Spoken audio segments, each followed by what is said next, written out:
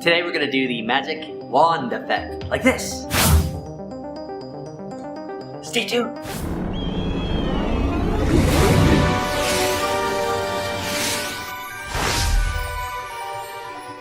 Welcome to JiffyWiz, where we make magic. My name is Andy Sharp, and if you haven't already, think about subscribing to this channel. If you like the content, hit that little bell for reminders if you want to be reminded. If you are new to this channel, we do Harry Potter DIY. That means prop replicas, Etsy art, we do unboxing of wizarding loot, and sometimes we do video magic. And that's what we're doing today. We're going to do some VFX, which is video effects.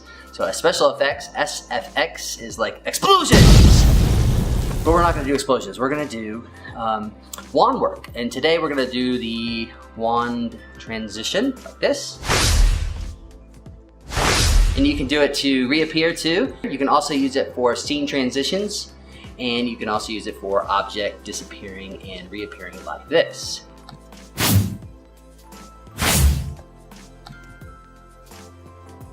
So that's what we're going to learn today. We're going to use Adobe Premiere. You can also use After Effects, Adobe After Effects, or there's probably some other programming that you can also use to do this effect. But I'm going to show you how to do it, how I do it in Premiere. Let's get started. Here's the transition one. All right, let's get started. First thing you do is open Premiere, and just so you know, I am doing this a little bit quick. Got it on fast speed. So open a new project, name it whatever you want. I'm going to name my wand Visual FX. And then I'm going to do my camera settings. I'm going to import the files in, and then I'm going to scroll through to find the point at which I'm doing the wand wave. So I got it about right here. And that looks good. Can I zoom in? Right about there. I'm going to go to video effects, down to generate, and then lens flare. I'm going to drag that onto the screen. I'm going to go to my effect controls here and hit the key for the keyframes for the flare center, the flare brightness, and the blend width. And then I also select 105mm prime camera because I like that. So what I do is I find the first frame that I want the flare to start, and then I drag the flare center up until it hits the wand tip. And then I go to the next frame and I increase the flare brightness, go to the next frame, increase the flare brightness, go to the next frame, increase the flare brightness, and then moving the position if I need to.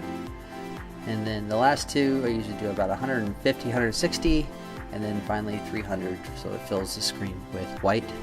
I'm going to slice the video right there, and then I'm going to scroll forward to find the point at which I disappear, which is about right here. Now, one thing you have to make sure you do when you jump out of frame is that your shadow jumps out of frames. As you can see, I did not do a very good job of having my shadow jump out of frame.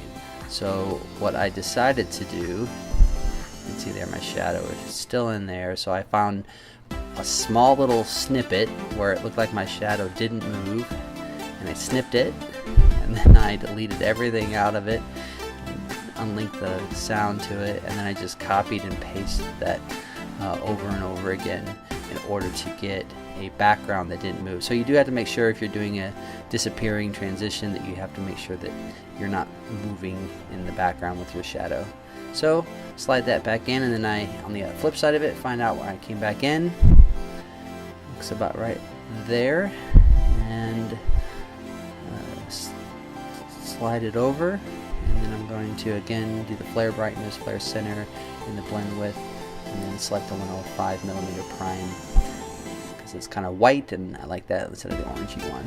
So then on this one you do the opposite, where you start off with about 300, and then you go one frame forward, do about 150, 160, go one frame forward, and then slide it down, again moving the position of the flare center to kind of match up with the wand tip. Slide that over there, and that looks good. Just kind of slide back and forth. It's got a good transition. Looks good. We're going to zoom out here and kind of see the whole thing. Like this. And you can do it. Alright, that looks pretty good. I don't like, there's one little flare center here that's kind of odd, so I'll just kind of correct it. And you can kind of correct it as you go, watch it back and see if the speed of it works for you. I'm going to do a couple little corrections here. I like the look of it. That looks pretty good. And the last thing I'm going to do is add the sound. So I use Swoosh. Swoosh is available on the YouTube Creator Music Sound Effect library, so it's free. And I usually speed it up, actually twice the speed, so it sounds a little bit faster. Do the speed duration and change it to 200, press OK, and then that looks good. So I will test it again like this. Slide it over just a little bit, and then I'll copy and paste it. Find out where I need to reappear. Swoosh. Alright, that was the disappear, reappear wand. Here it is again, the final effect. And today we're going to do the wand transition like this. And you can do it too. So that was the wand effect. We're going to do the disappearing Abby dog here real quick. Again, you just find the place where it looks like you should start it. Do your flare center, line it up, increase the brightness on each frame until it gets to white out. And then I'm going to find here where Abby was out of the frame, clip that, and then I'm going to find out where she's back into the frame here.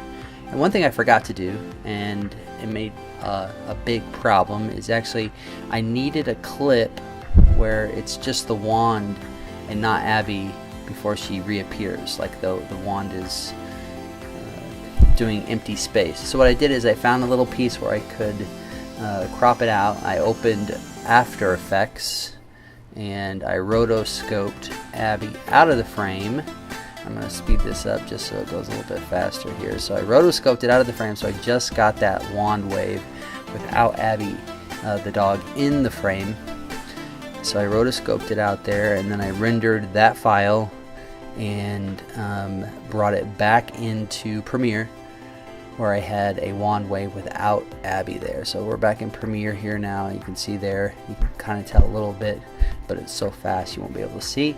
So then the wand wave's in, you start the flare brightness at pretty high here.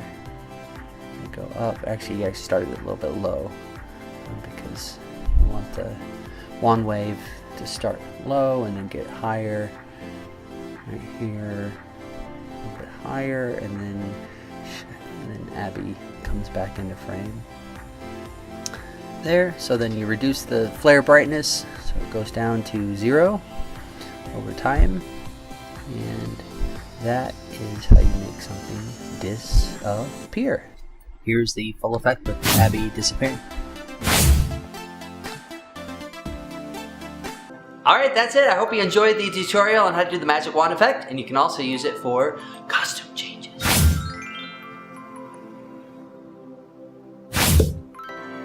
Thanks for watching, everybody. If you'd like to follow me on social media, I'm at JiffyWiz. I also have a Etsy store with Harry Potter inspired art for sale. Check that out in the description below. If you haven't already, make sure you guys subscribe right over there in that green dot. We do new videos every single Monday. I hope to see you guys back here. Mischief managed.